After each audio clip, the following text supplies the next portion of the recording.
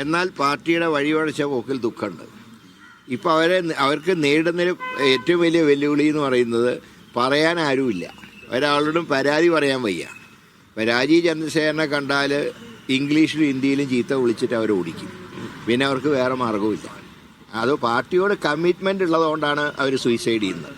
അല്ലെങ്കിൽ പാർട്ടി മാറിയാൽ പോരെ. അപ്പോൾ അതിൽ നിന്ന് വ്യക്തമാകുന്നത് ഈ പാർട്ടിക്ക് കേരളത്തിൽ നിലനിൽപ്പില്ല. ഇപ്പോൾ ബീഹാറിൽ വിജയിച്ചോ അല്ലെങ്കിൽ UP-യിൽ വിജയിച്ചാലൊക്കെ ലഡ്ഡു വിതരണമൊക്കെ നടത്താം. പക്ഷേ കേരളത്തിൽ ജയിച്ചിട്ട് ലഡ്ഡു ഇവർക്ക് ആർക്കും കൊടുക്കേണ്ടി വരും.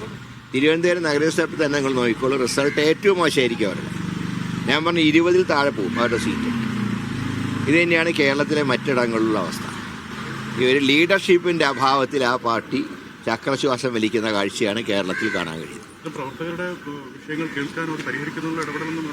അതാ ഞാൻ പറഞ്ഞത്, അവരുടെ നേതൃത്വത്തിൻ്റെ ഒരു കഴിവുകേടാണ്.